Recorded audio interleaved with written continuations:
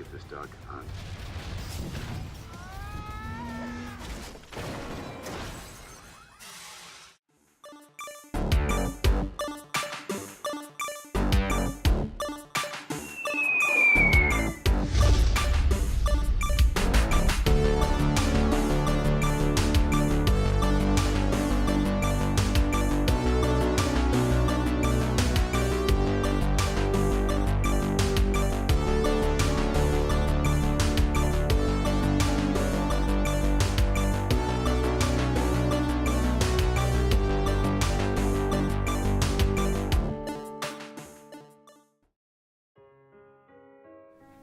Si l'humour est présent dans The Iron Man en 2008, son utilisation a par la suite pu changer.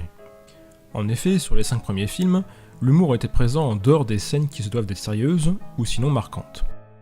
À partir du premier Avengers, les scènes de comédie vont être plus présentes et surtout au détriment de certains passages.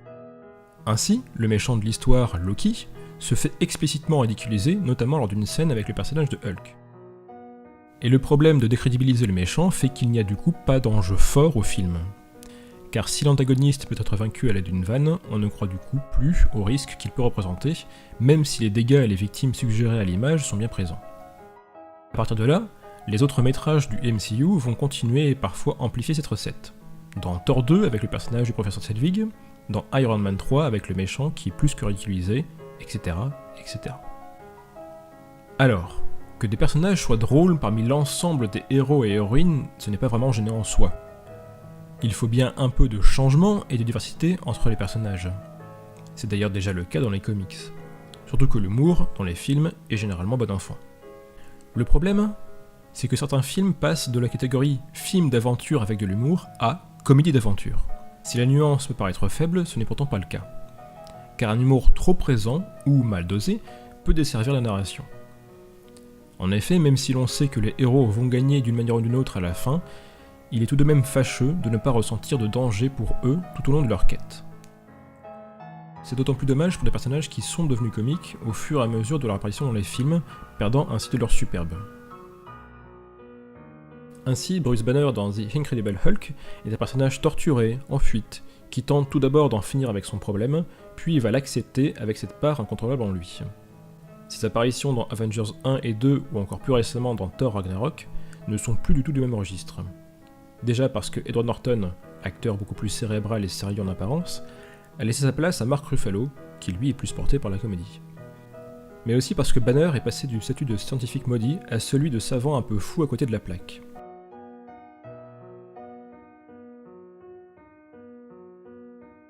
Même Hulk, censé être une menace incontrôlable, devient une sorte de gentil géant un peu bêta.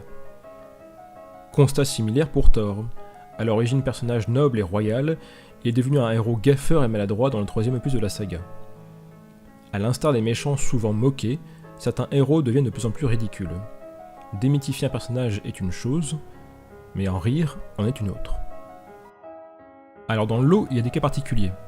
Les Gardiens de la Galaxie sont des personnages loufoques et drôles, mais ceci dès le premier film, et surtout ils le sont au sein d'un univers également burlesque, avec des extraterrestres bariolés, des planètes improbables ou encore des costumes assez kitsch. Il est fort probable que l'introduction de l'humour dans le 3e Thor soit due au fait qu'il se déroule également dans l'espace. L'humour sert ici à faire accepter plus facilement au public l'univers du film. Les réalisateurs et scénaristes sont conscients de la fantaisie de leurs histoires, et l'humour est là pour le faire remarquer. Le spectateur sera ainsi moins exigeant vis-à-vis du côté kitsch et tape à l'œil ou encore des incohérences de certaines situations. Plutôt malin pour faire passer la pilule. D'autres personnages bien terriens cette fois sont également comiques, mais ceci dès leur apparition. Tony Stark a toujours été ce personnage cynique à la langue bien pendue. Ant-Man est un loser sympathique, tandis que Spider-Man est un ado naïf. Dans ces deux derniers cas, si l'intérêt des films est plutôt minime au sein de la saga, il n'en reste pas moins des personnages attachants et plutôt singuliers. Le cas du Docteur Strange est plutôt symptomatique car dans son film introductif, il est vraiment présenté comme un personnage cartésien et très sérieux. Ses pouvoirs psychiques demandent une réelle maîtrise de soi et donc un caractère plutôt bien ancré. On ne pense pas ainsi avoir trop d'humour dans ce genre d'histoire. Et justement, les tentatives pour alléger les scènes paraissent incohérentes et semblent avoir été placées là après coup. Notamment lorsque le héros vient de perdre l'un de ses amis, qu'il pleure véritablement. Rien ne doit alléger cet instant, crucial dans le film car c'est à ce moment précis que Stephen Strange devient réellement un maître des arts mystiques. Cet humour impromptu casse totalement l'émotion et la gravité du moment. Encore une fois, ces exemples ne sont pas là pour descendre les films ou les critiquer. L'ensemble reste toujours assez plaisant et il est rare de ne vraiment pas sourire face aux facéties des personnages. Mais il faut tout de même reconnaître que tout cet humour ne sert pas vraiment à rendre les histoires ultra palpitantes. Au sein de cette masse, seuls certains longs métrages tentent de garder un ton relativement sérieux. Les 2 derniers Captain America en premier lieu, qui lorgnent vers le film d'espionnage, ainsi que le 18e film du MCU, à savoir Black Panther. Chez ces 2 personnages, l'humour est généralement véhiculé par les seconds rôles, et même si certains méchants semblent fous, ils ne sont pas ridiculisés pour autant. Enfin, les 2 héros portent sur eux des symboles idéologiques et culturels très marqués. Symbole d'un idéal particulier et vecteur d'espoir pour le peuple. C'est sans doute pour cette raison qu'ils ne peuvent pas être ridiculisés, ni trop humoristiques dans leurs films, étant des porte-étendards de communautés spécifiques. Si on en revient au premier chapitre de cette vidéo, c'est également ces 2 personnages qui tentent le plus d'incursions dans le domaine du politique, en plus du premier Iron Man. Que peut-on conclure à ce stade ? Vu le succès des films, le public apprécie le style et le ton. Il faut donc y voir un certain attrait pour des histoires plus légères depuis le premier Avengers en 2012. Les films sont sans doute plus comiques et familiaux car il ne faut pas oublier qu'ils sont avant tout destinés à de jeunes enfants ou à des adolescents, et qu'il faut donc dédramatiser certaines situations. De plus, avec l'humour, les héros deviennent aussi plus attachants, et leur défaite ou leur mort, qui pourrait arriver à un moment, n'en seront que plus marquantes pour le coup. Malheureusement, il ne faut pas oublier la trame scénaristique générale qui lie tous les films du MCU, à savoir la menace venant de Thanos qui est en quête des pierres d'infinité et qui pend au-dessus de nos héros, malgré le fait qu'elle soit difficilement palpable à cause du manque d'enjeux. Ce constat est aussi la faute d'un système de production proche des séries qui annualise les films et en empêche certains de faire avancer l'histoire. Car oui, s'il y a un manque d'enjeux dans certains des films du MCU, c'est sans doute aussi à cause du mode de production. L'histoire générale, qui sert de fil conducteur au 18 longs-métrages, ne doit pas faire fuir un public qui n'en aura pas vu une partie. Chaque film doit donc se tenir en tant que tel. Vous devriez aller voir le roi et lui dire qu'il faudrait qu'on commence à vous considérer en tant que tel. Ah bon ? Tout en étant liés les uns aux autres. De plus, il ne s'agit pas ici d'une saga en épisode à la Star Wars ou Harry Potter. Il y a bien quelques suites, mais la plupart des films n'ont pas de rapport direct de continuité entre eux. Tout simplement car ils s'intéressent à des personnages différents, à des époques différentes, et se déroulent parfois dans des lieux différents. C'est principalement lors des films réunions que l'histoire globale peut avancer. Et nous avons donc dû attendre 10 ans, 18 films, pour enfin avoir le fin mot de l'histoire avec Infinity War. En fait, ce mode de production s'inspire étrangement de celui des séries de télé. Pourquoi étrangement ? Tout simplement parce que la télévision s'est très fortement inspirée du cinéma ces dernières années, avec des chaînes qui mettent beaucoup de moyens dans leur production, quitte à aller chercher des réalisateurs, producteurs et acteurs venant du grand écran. Actuellement, certaines séries ressemblent plus à des films de 10 à 13 heures plutôt qu'à un ensemble d'épisodes. C'est donc plutôt ironique de voir que le cinéma s'inspire de ce mode. Finalement, la saga du Marvel Cinematic Universe est une série géante de très longue durée. Ainsi, certains épisodes ne servent qu'à présenter des personnages pour la suite ou d'intermédiaires pour faire patienter le public avant les vrais moments importants. C'est le cas d'Iron Man 2, qui est bourré de références et de promesses aux autres super-héros qui n'ont pas encore eu leur film à l'époque. C'est aussi le cas, de manière particulière pour le coup, de Spider-Man Homecoming. En effet, les droits cinématographiques du personnage appartiennent à Sony. C'est d'ailleurs pour cette raison que la saga de Peter Parker a été aussi vite rebootée avec The Amazing Spider-Man, 5 ans seulement après le dernier épisode de la trilogie de Sam Raimi. Il fallait que Sony produise un nouveau film pour garder les droits du personnage. Or, l'histoire a montré que le public, et surtout la critique, se sont très vite désintéressés de cette nouvelle itération du héros, à tel point que le 3e épisode de cette nouvelle trilogie ne verra jamais le jour. Sony se trouve devant un dilemme. La société veut conserver son personnage, mais n'ose pas reproduire un nouveau remake, et Marvel Studios souhaite lui pouvoir intégrer Spider-Man au sein des Avengers. Pour résoudre ce problème, un accord d'exploitation commun a été trouvé en 2014. Sony prêtera l'homme araignée à Disney Marvel Studios, ce qui enchante les fans et les producteurs qui vont pouvoir lui faire rencontrer Iron Man et compagnie, mais garde les droits de l'univers du super-héros afin de réaliser des films si le succès est au rendez-vous. Un échange de bons procédés en somme. Ainsi, Spider-Man Homecoming sort en 2017 avec en invité de luxe Tony Stark lui-même. Le film a un goût particulier car il semble réellement là pour présenter officiellement Peter Parker au sein du MCU. Une sorte de bande-annonce de 2 heures, avant de voir le super-héros dans Avengers 3. On peut appeler ça un épisode filler.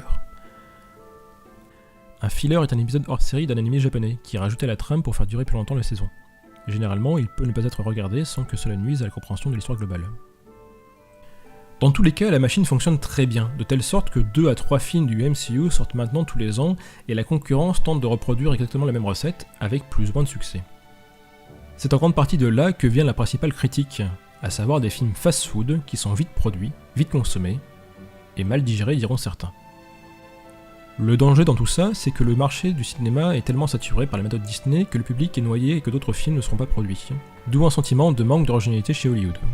Alors pourquoi pas, mais il faut aussi prendre en compte que l'industrie cinématographique globale américaine est en crise depuis plusieurs années. Il n'y a qu'à voir la fermeture ou le rachat de certains studios pour confirmer cela. Même de gros réalisateurs à succès ne sont plus une garantie. Spielberg a par exemple du mal à produire certains de ses films. C'est donc compréhensible que les studios reproduisent le même schéma qui a du succès. Cependant, il ne faut pas forcément voir les choses négativement. Déjà parce que les films Marvel, quelle que soit leur qualité les uns par rapport aux autres, ne sont généralement pas de mauvais films qui rendent le public idiot, et parce qu'on peut imaginer que grâce aux milliards générés, en prenant en compte tout le merchandising, les studios seront plus enclins à risquer des sous dans des films a priori moins vendeurs. Et enfin, il n'y a qu'à voir les jolis succès de Get Out ou encore de Split, petits films de genre indépendant, pour se rendre compte que tout n'est pas perdu. Dans la masse de films qui sortent chaque semaine, ce n'est finalement pas grand chose proportionnellement. Le choix est encore présent, et il ne tient qu'au public d'aller voir d'autres styles. Que conclure ? Eh bien que tout simplement, si nous aimons à tel point les films de super-héros, c'est parce qu'ils répondent à nos envies et qu'ils font référence à des choses qui nous touchent. Nous sommes à une époque où l'on peut binge-watcher l'intégralité d'une série en une seule fois, et l'on retrouve du coup cette fréquence, ce rythme frénétique au cinéma. Les super-héros Marvel représentent comme les autres un espoir, une porte de sortie qui peut faire rêver les gens, en particulier les enfants. Alors oui, les idéaux pro-américains sont partout. Oui, les films servent à nous faire acheter des produits dérivés. Il ne faut pas oublier que le cinéma, avant d'être un art, est surtout une industrie qui doit générer de l'argent. Et puis finalement, si les films sont de plus en plus nombreux, cela favorise également la publication de beaucoup de comics au format papier, ce qui n'était pas le cas avant la fièvre super-héroïque. Donc pourquoi s'en plaindre ? Les vieux geeks de plus de 30 ans, qui étaient des monstres, des freaks quand ils étaient gamins car ils aimaient des personnages bodybuildés avec des costumes ultra colorés et qui ne savent pas mettre leur slip, tous ces gens qui rêvent d'avoir des pouvoirs pour s'évader du quotidien, ce sont eux maintenant les gens normaux. Les mutants ont été reconnus, acceptés, aimés. Et finalement, quoi de mieux que de pouvoir aller voir actuellement, avec ses propres enfants, des films de super-héros et ainsi partager des choses avec eux.